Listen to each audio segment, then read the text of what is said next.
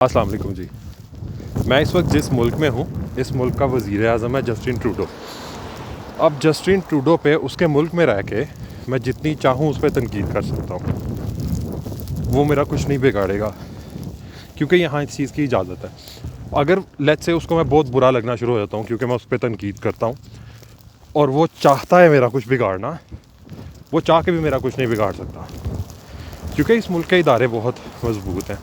वो मेरे ख़िलाफ़ कोई कार्रवाई करेगा, मैं अदालतों में चला जाऊँगा, इस मुल्क की अदालतें मेरा तहफ़्फ़ुज़ करेंगी।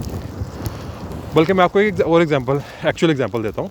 इससे पहले मैं जिस मुल्क में था, ऑस्ट्रेलिया में, उस मुल्क के वज़ीर आज़म के साथ, उस वक्त के वज़ीर आज़म जिसका नाम स्कॉट मॉरिसन है, उससे मेरी शदीद इख्तिलाफ़ात थे और उसके ख़िलाफ़ मैं बड़ी सख्त तनकीद करता था। मुझे उसकी कोविड के दौरान जो उसकी पॉलिसीज़ थी और इमिग्रेशन को लेकर जो उसकी पॉलिसीज़ हैं, उन पे मेरे उससे शदीद इख्तिलाफ़ात थे और मैं बड़ी सख्त तनकीद भी करता था उस पर। लेकिन मुझे एक मिनट के लिए भी कभी ये डर नहीं महसूस हुआ कि यार मैं यहाँ का मुस्तकिल शहरी भी नहीं हूँ, मैं वीज़े पे हूँ, टेम्प्रेरी शहरी हूँ और मैं ऐसे तनकीदें कर रहा हूँ, ये मेरा कुछ बिगाड़ ना दे। क्यों? क्योंकि मुझे पता था कि वहाँ के इदारे बड़े मजबूत हैं। पब्लिक ऑफिस होल्डर की तनकीद पे वो आपका कुछ भी नहीं बिगाड़ सकते, उनका काम है तनकीद बर्दाश्त करना, क्योंकि वो उनको ये ओहदा मिला, उनको ये ओहदा आवाम ने दिया। हालांकि मैं तो वोटर भी नहीं हूँ, लेकिन वो फिर भी मेरा कुछ नहीं बिगाड़ सकता था। अब आप आ जाएं पाकिस्तान में। अच्छा, ये जो मैंने आपको एग्जांपल्स दिए हैं, this is what freedom looks like. इस तरह होती है आज़ादी कि आपका हाकिम वक्त आपका कुछ नहीं बिगाड़ सकता अगर आप राइट पे हैं, यानी कि if you are right then it's your right.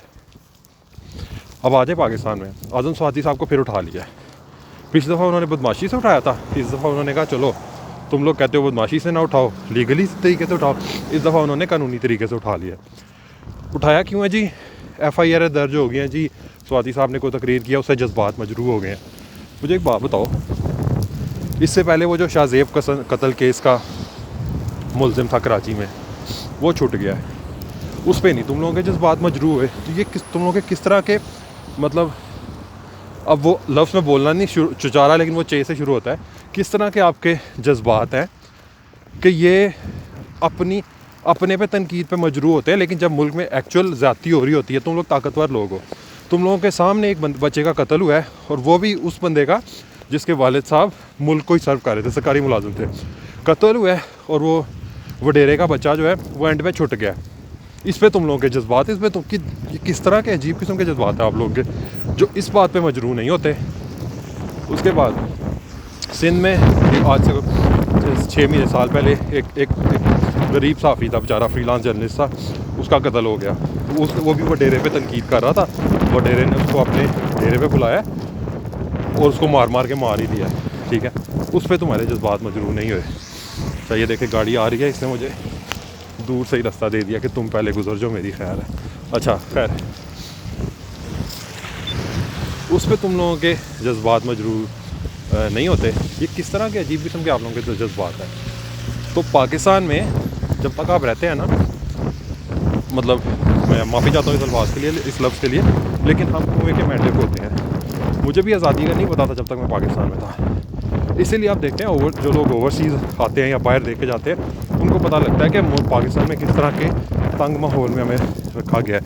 और ये भी नहीं कि सिर्फ एक बंदे थे, आप किसी इदारे के बारे में बात करें, तनकीद करें पॉलिसीज़ के बारे में, उनके जज्बात मजरूह हो जाते हैं। हमारे लोगों के जज्बात बड़े अजीब से हैं, बड़े नरम से और ताना जज्बात हैं हमारे लोगों के, इदारे के लोगों के स्पेशली, कि आप किसी मौलवी के ख़िलाफ़ बात करो कि वो लोगों को गुमराह करे, उनके जज्बात मजरूह होते हैं, वो तो आपको मारने पे आ जाते हैं, ठीक है। आप किसी के ख़िलाफ़ बात कर लो, ख़िलाफ़ नहीं मतलब कंस्ट्रक्टिव क्रिटिसिज्म भी कर लो, उनके जज्बात बिला वजह मजरूह हो जाते हैं। जी ये हमारे जज्बात बड़े हिजड़ा किस्म के जज्बात हैं जो मजरूह हो रहे हैं। तो इनको अपने जज्बात पे काबू रखना चाहिए। ये मेरी पेशीन को ही है, ये आप लिख लें, अगर आपके पास कागज़ पेंसिल है तो लिख लें कि इनकी बदमाशी का जो टाइम है वो ख़त्म हो गया। वो इसलिए कि जिस तरह अब लोग ने डर होकर तनकीद करें, मैं तो फिर चले बाहर हूँ, मैं कर रहा हूँ, लेकिन पाकिस्तान के अंदर जिस तरह लोग निडर होकर तनकीद कर रहे हैं इन लोगों पे, और हर छोटी छोटी चीज़ पे इनको स्पेशली सोशल मीडिया पे पॉइंट आउट करते हैं, कॉल आउट करते हैं, their time to rule is over. अब उनको लोगों को जवाब देना पड़ेगा, क्योंकि पहले लोग हमारे जवाब मांगते नहीं थे, अब हमारे लोगों ने जवाब मांगना शुरू कर दिया है। अब इंशाल्लाह आगाज़ हो गया, 5 साल लगे, 10 साल लगे, 15 साल लगे। कई लोग कहते हैं खान साहब को कुछ हो गया तो ये तहरीक तबाह हो जाएगी। खान साहब को कुछ हो गया, खान साहब वैसे ही 70-80 साल के हैं, 100 साल अल्लाह उनको लंबी ज़िंदगी दे, लेकिन matter of the fact is कि उन्होंने अब जाना है।